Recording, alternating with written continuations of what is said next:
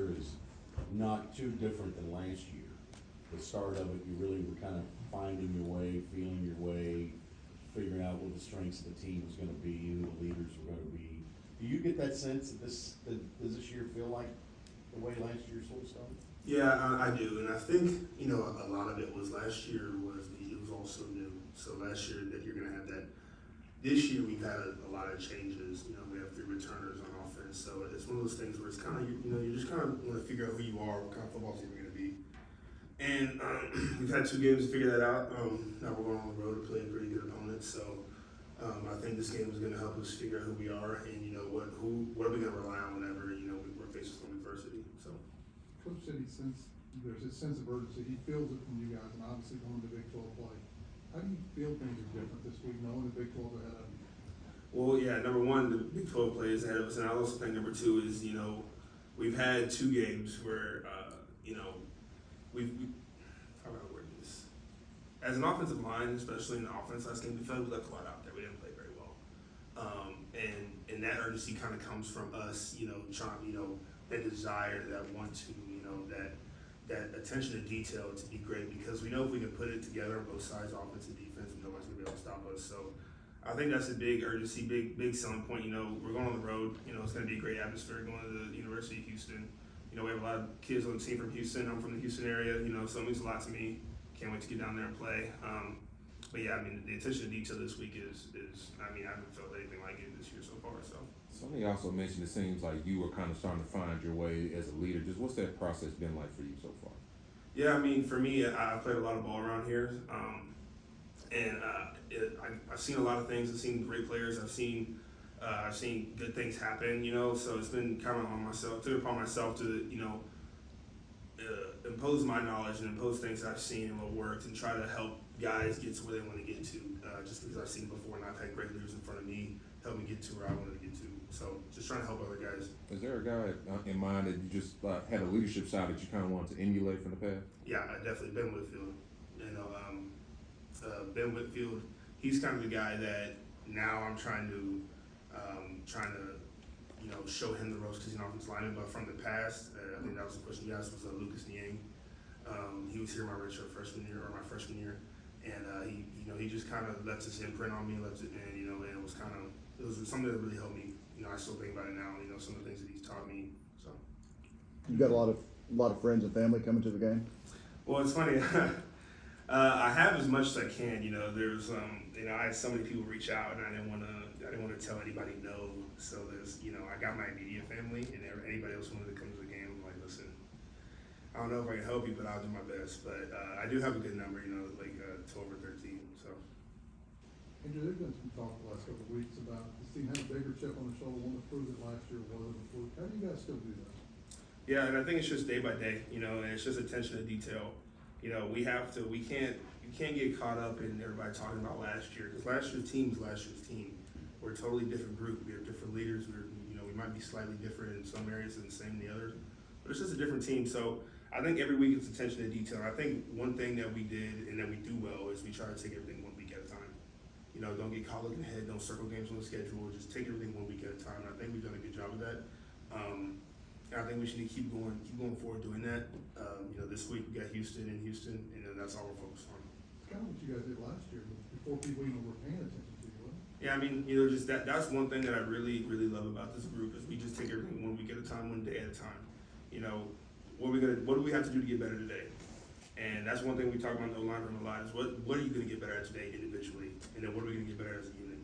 And then every day we just keep stacking days. Hopefully every day we just keep steady increasing. Some days you might take steps back, that's okay. Next day's gonna be even better, right? So that's just how this team takes everything. How have you seen Chandler's development in these first couple of games starting with this group? Yeah, so game 1 to game 2, tremendous improvement. You can just tell that he's getting comfortable, and he's getting, his confidence starting to grow. That run that he had against Nichols where he scored, the long physical run, that should give him confidence. He uses his legs whenever he needs to. I think he's getting more comfortable back there behind us. We're trying to do our best to protect him. Sometimes we might have some breakdowns, but you can see him stay in there and deliver strikes. It's really impressive. There was a run, I think, on 4th down. He's running, his helmet comes off, he lowers his shoulder. When he has plays like that, I guess, how much does that kind of inspire the team? You see him kind of putting his body on the line. Yeah, when you see the quarterback put your body on the line, then you want to do anything for him.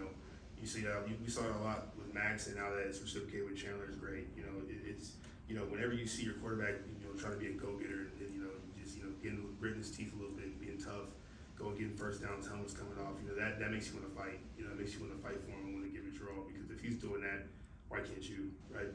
We're not in the position where we're supposed to be protected all the time, right? He is, and he's doing that. It just gives you all the confidence and what you want to play for him. Andrew, your dad came to America, right, to study at Houston? He did. Is he a football fan? He's a football fan because all of us, his kids play it. But if we didn't play it, football's kind of in the back of his mind. So Yeah. But so he graduated. He came to America when he was 21 years old. Went to the University of Houston, studied accounting. So this game's gonna be pretty special for him. I remember asking him, did he go to any U of H football games growing up? He said no. Or you're not growing up. Whenever he was at college, he said no. So I was like, this is the first time gonna be a stadium, and so it'd be pretty cool. Who will he be pulling for? I gotta say us, because he's one of those guys. He's born and raised in Nigeria, so he has almost like a country pride. He doesn't get the team pride, if that makes sense. So whenever Nigeria's on the World Cup, it's like, oh yeah, Nigeria. But like if you ask him about like us and like the Texans or the Cowboys, he doesn't feel that same pride for one team. So after a football game, he ever talk to you about how you played?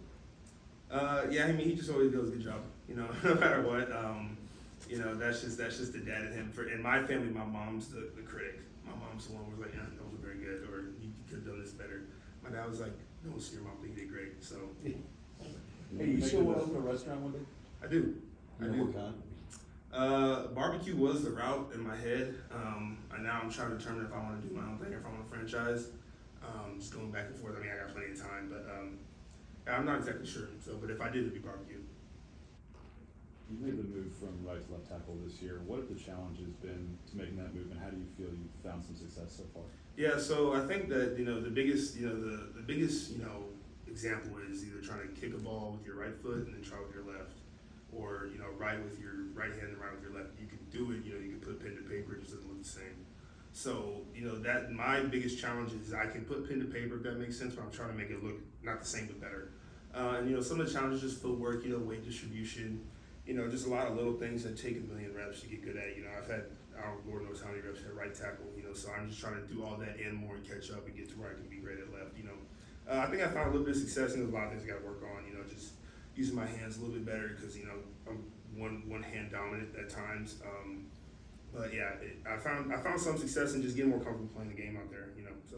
And how much has Brandon helped you? I know you guys have a close relationship. He's right there next to you on the line. He played a lot of left tackle last year. How has that helped you at all? Yeah, so Brandon, even in his JUCO, whenever he's in JUCO, he played just a lot of both, and he was just trying to help me going back and forth. Because we go back and forth from right to left a lot, and it looks the same to me, but to him, he's like, oh, that felt kind of weird. So he just talks about how he really coaches me up on what to think about, right? Whenever I'm going through like a pass set, or I'm going through a down block or something like that, he's what are you thinking about?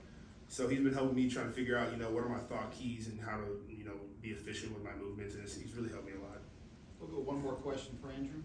Andrew, last week Johnny Hodges said that TCU was a laughing stock of college football. I know it was more so in response to the defense against Colorado, but you being a leader overall for the team, but on the offense especially, do you see that as motivation?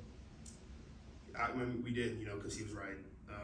We didn't do enough to win the game 2 weeks ago, and you can say that offensively or defensively. We had the ball less and we didn't score, so we didn't do enough to win the game. But yeah, it's motivation. We got to be better in big games and big moments.